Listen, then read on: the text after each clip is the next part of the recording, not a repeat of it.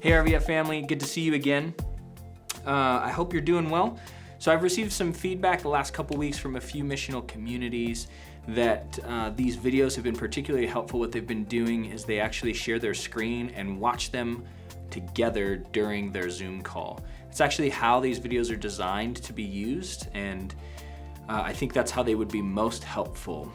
So obviously you can use them, watch it personally and use it for your own study. But they are designed to create conversation with other people, whether that's your missional community or your family. So I encourage you to keep using these things to have meaningful interactions with either your missional community or your family, and hopefully they'll continue to be helpful. Because even though our experience of community is unique right now, it's still a really necessary component of our spiritual health. So don't let that go, even if doing it over Zoom is awkward or uncomfortable or just a little less satisfying than you want it to be. It's still a really necessary component for our spiritual health. So don't give up. Keep using these videos as long and as much as they are helpful to you. So let's get started today. Let's start by all just taking some time to check in with each other, pray for one another, and then also spend some time just reading the passage, John 6, starting in verse 22, and you'll go all the way through verse 59. So take some time and pray, read the passage, and kind of refresh your memory about what we learned this past Sunday.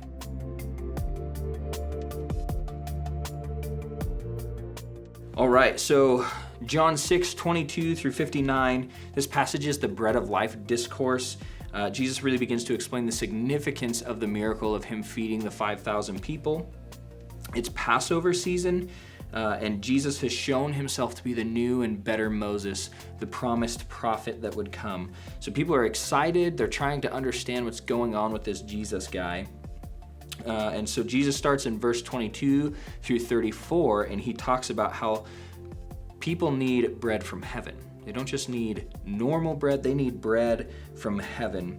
And so people have gone to find Jesus at this point. They realize that he maybe didn't cross over to the other side, so they go find him. They want to figure out what's going on. And he uses the opportunity to confront them on multiple fronts. He confronts their materialism. He says, "You're just following me because you want more food." That's not where it's at.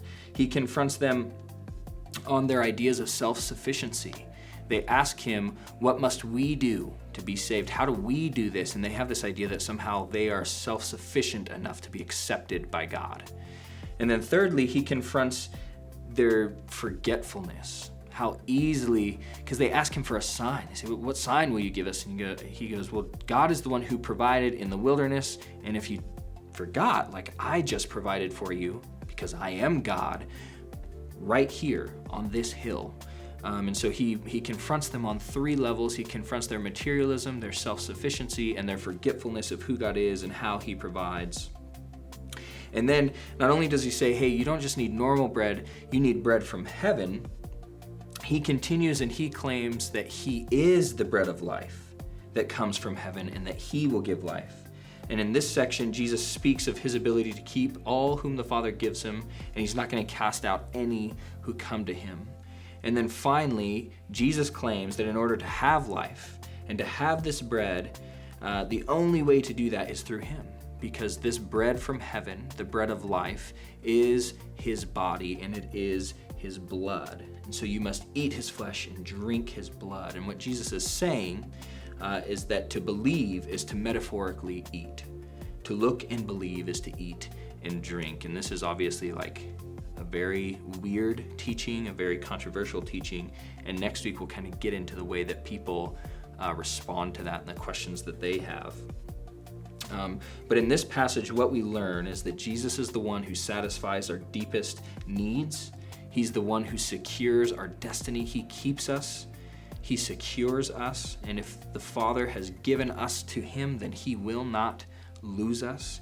And finally, Jesus is the one who sustains our life, both now and forever. And so this week for our discussion questions, I want to spend some time discussing some of the difficult theological concepts that we see in the passage, and then as well as some time for reflection on how these things personally affect us. So question number one is this: how are we to understand Jesus' teaching concerning divine sovereignty and human responsibility? In verses 37 and 44, he seems to create a tension between God's sovereignty and work in our salvation and our willingness to come to him. So what is the balance here between God's sovereignty and his drawing of people, and then human response to that call? Is there a balance there at all? And what is Jesus trying to teach us with this concept? So take some time and discuss that.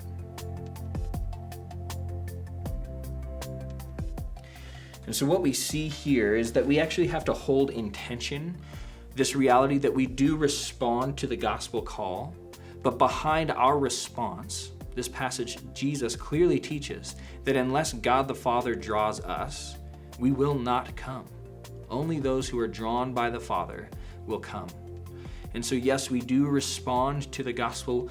We are exhorted to believe in Jesus, but the only reason we believe is because the Father has drawn us. And if the Father has drawn us and we believe, then Jesus will keep us.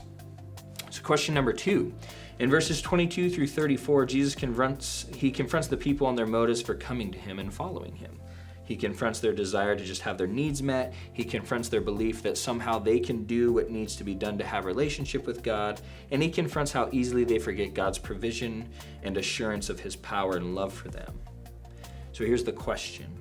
In what ways can we be similar in our motives and thoughts towards following Jesus?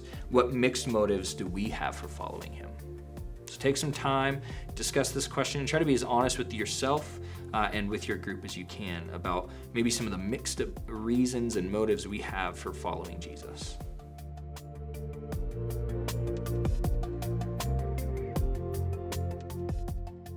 And finally,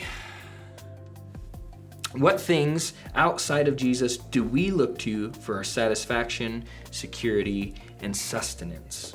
What does it mean and look like for us to look to Jesus for these things? And how does trusting Jesus free us to extend loving and secure relationships to others? So if Jesus truly is our satisfaction, our security, and our sustenance, what other things do we try to look to provide those things?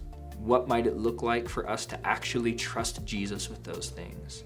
And when we begin to trust Jesus, how might that free us to offer secure and loving relationship to others? Go ahead and take some time and discuss those things.